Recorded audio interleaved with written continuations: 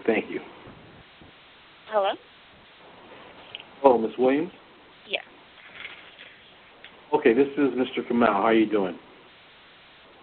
Well, financially and through all the stress that I had to go through, not good, but it's crazy. Okay, well, I'm here to help you, so why don't you tell me about your situation, what happened with the police, and then I'll be able to assist you. Okay.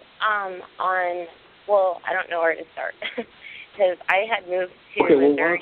why don't you start with just before you came in contact with the police? Tell me what happened, and I'm actually pulling your complaint form up right now as we speak, so I'll be able to look at some of the facts you gave us when you wrote the complaint out. And essentially, what you said is that you were beat up by your boyfriend repeatedly, and that the police failed to take any action. Correct. Okay. And what is the name of the police department? Actually, it's the Lebanon Police Department in Missouri? Yes, in Lebanon, Missouri. Okay. This happened 2013 or some other time? Is that the only date that this happened? It started in 2013 when they started to pull me over. I met this guy through a landlord, and we started to date. I thought he was an okay guy because of the fact that, like, my landlord was a pretty nice person. At the time, I was just getting out of another bad relationship, so I didn't really want a boyfriend, but we just kind of started dating.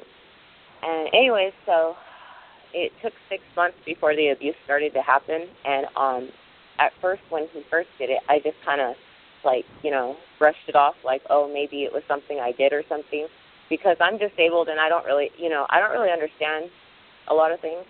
Anyway, so I just kind of brushed it off. Then it happened again, and I told my mom, and my mom's like, you need to report that. So I went down to the police station and I reported it. They didn't really do anything. They kind of called them up and said, well, what's going on here? And then it just kind of fell through the cracks. When the really bad... So when you say, let me ask you a little bit about the type of abuse and the extent of what happened. When you say you were abused, was he striking you? Was he pushing you? What was the level of abuse, and what did you report to the police? Oh yeah, he gave me a black eye, and I wore glasses because I didn't really want anybody to know. I wouldn't open the door for my mom when she came and talked to me because I was black and blue. It was embarrassing. This man was in his 60s, and he literally strikes me with his fist. I had a friend named Susan. Excuse me.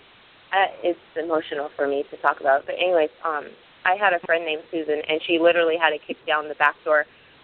She had a gun in her hand, and she was like, get off of her. So literally, my friend Susan had to literally bring in a gun to the situation just to get him off of me. And when was that event? That had happened around Thanksgiving of the New Year of 2013. That was right before I had got arrested for defending myself. So that was around Thanksgiving. It was right before, so that must have been 2012. That was right before the New Year. Okay, and when you say you were arrested for defending yourself, was it involving the same person? Yes. Okay, and this is all involving the Lebanon Police Department in each of these instances? Oh, yeah, they had been to my house multiple times, and I don't know, why they weren't taking me seriously. I was always the one calling them, telling them, can you please tell this guy to get off of me? But they took it like, well, you're a stupid little girl, and why do you keep letting him back? And it wasn't about that, because he kept, he kept bringing me flowers, promising me that it wasn't going to happen again. And like I said, I don't understand a lot of things, So let me ask you a few questions about the abuse, the extent of it, and what was actually done by the police. So the police department had these complaints. First of all, how many complaints did you make? what did they do about any of them? Did they investigate? Did you talk to detectives? Or was it all something that was kind of brushed aside? And where are you now with this? Do you have any more problems with this particular person who's responsible for the abuse you're describing? Okay. Well, I actually did go in and speak with the detective, and I mean, I could describe the office from like wall to wall. I mean, that's how many times I've been in there. So I can't remember how. Okay. Did they ever place him under arrest at any point? No, they have not. Okay. And did you have injuries that were visible during any of these incidents? Yes, I did.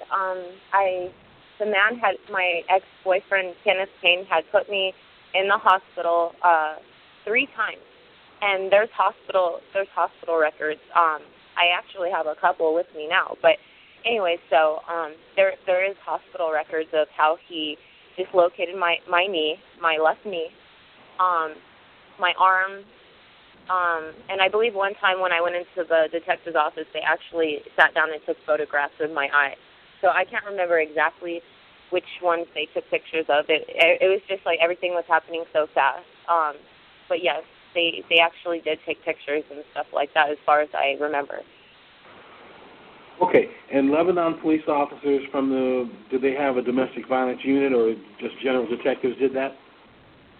Yeah, just the general detectives did that. Okay, and so just so I'm clear on the dates, when did the abuse actually stop? And I was asking you if you had any further. You said they had arrested you for something. They arrested you for what, and was it related to something involving one of these domestic violence incidents? Yes. One night it was my oldest brother's birthday. I haven't seen him in a while, and anyways, he lives in a different state. So I had told my mom, because she, at the time, she was trying to do a million things. So I was like, well, hey, let me, throw Pharaoh a little get-together, like a little party, because it was a birthday, and I haven't seen my brother. I adore my brother. I haven't seen him. We live in different states. So I had invited, because me and Kenny were breaking up all the time and getting back together. So I was like, do you want to come over today for my brother's birthday? He's like, sure. And I was like, okay. So I went to the store. I bought a little cake, and I bought some balloons and, a little welcome back sign for my brother, taped it on the window, and we just, we were having fun. Well, then everybody started, drinking, and I didn't drink. I don't drink that much anyway. Anyway, so I maybe had a beer or two, because it was, my brother's welcome back party. Well, anyways, long story short, my mom and brother told me, my mom pulled me to the side and was like, look, Nisha, that's my nickname. She was like, Kenny's getting really drunk, so me and Pharaoh, she was like, me and Pharaoh, we're going to go home. And I didn't really realize what she was saying, because I was having such a good time, just sitting there watching TV and stuff and enjoying the, cake and ice cream and stuff. Well, anyway, so I was like, all right, well, let me walk you guys out, because I thought maybe it was something I did or something. But anyways, come to find out it wasn't. It was just she said that Kenny was getting too drunk. So when they leave about an hour later, it was about 10 o'clock at night, when they left about 9:30. So when they leave, Kenny starts slapping me around again. And I started screaming. So the first thing I did was pick up the phone and call my mom. My brother answered, and he's like, what? And I was like, just get mom, because I didn't want to get him involved, because he's very protective. He wouldn't have done anything. He's just very protective over me. But anyway, so he's like, Mom, Nisha needs you. She's crying and screaming. And so my mom, I was like, Mom, call the police, because I had, Kenny is like slapping me around. Next thing I know, Kenny slaps the phone out of my hand, and I run towards the back, because I knew that he was going to start beating on me. I ran towards the back of the house. This was a rental house that I was renting. Well, anyway, so I run towards the back, and there's like a porch back there. He pushes me. The next thing I know, we're face to face, and I was screaming at him, what are you doing? You need to get out, knock it out. Like, you need to stop. You're drunk. Stop.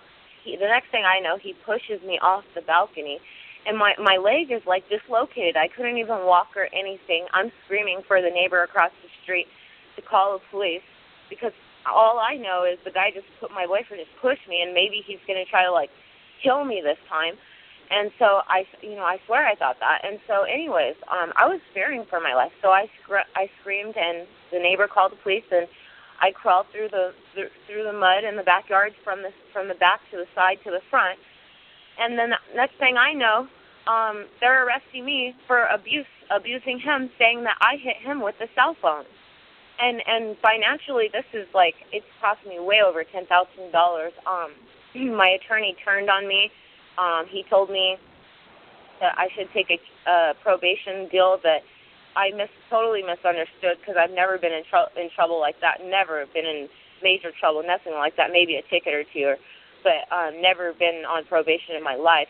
I mean, I'm on probation right now thanks to my ex, and I just think it was wrong, because they should have investigated it better, and they should have, put him on probation too. But it's cost me way over $10,000, and I've had so many people like just turn on me, like the attorney. I mean, and the attorney laughs it off like it's a joke, and it's not funny. I mean, I'm sitting here and let me stop for a second. When you say the attorney turned on you, what you're describing is that, at least I'm interpreting this way, and you can correct me if I'm wrong, that he didn't fulfill your wishes in terms of defending you as someone who's actually the victim, but instead tried to work to make you take a deal, which you ultimately took, and that you feel was a bit against your interest? Right, correct. Because he should have... Okay. The reason I was able to recite it in those terms so quickly is because I have it happen to a lot of clients. That's their complaint. A part of the complaint is they're very unhappy about the decisions their attorney made and things that the attorney told them would be beneficial to them that didn't turn out to work out that way. But let me return to the complaint. This incident where you had your leg broken, you were arrested in that incident even though your leg was broken and he had no injuries? Correct. Well, and they could... Excuse me, I'm sorry. With the exception of him claiming that you threw the phone at him, even if you hit him, did he have injuries, and were his injuries anywhere as serious as yours? No. He had a little tiny cut on his forehead, and the only thing I could think of, because when I was in the mud, and I like blanked out once my head hit the bricks, so I was like kind of out of it for a couple seconds. And I have this will to live, so I snapped out of it pretty fast. When I kind of dazed in and dazed out after he had pushed me and my head hit the rocks or the bricks or whatever, he looked completely fine. Then when I started screaming, I was rolling in the mud because I had just got pushed off the balcony. Well, when I started screaming, he turned around real fast and he's like, "Oh crap!" And I heard him when he said that. And then he went boom and hit his head on because there was like metal sticking out. It was like a aluminum siding on the back of the house. And he's a convicted felon. So he thought, "Oh crap, she's gonna scream. She's screaming. They're gonna take me to jail." So he got scared when I started screaming. He went boom and hit his own head on the siding right there where it was sticking out, because the house that I was renting, the landlord, every day he was fixing it up. So it had materials all over there. There was wood and metal, and so this guy was drunk. My boyfriend was drunk. So, like my mom says, who's to say that he didn't hit his head on the siding? So. Okay, so let me go back to a few more details, and then I think I have enough to tell you what we can do. You say the case is ongoing to the extent you have probation. Are there any other legal proceedings or other issues going on right now? No, it's like I said, that I've never been in trouble. The probation is really weird too. They're telling me that you're allowed to leave the state and you're not considered as a violent act. And I was like, if I'm not considered as a violent act, then why am I even on probation? Okay, so let me just start with what I think we can do to help you, but I need to know first what you're trying to accomplish. Are you trying to get this current conviction overturned? Are you trying to protect yourself from future attack? Are you trying to do both of those things? Or are you trying to, go after him for the charges that you believe should have been charged against him? A little bit of everything. I just kind of feel like that, I totally got the bad end of the stick when I really didn't do anything.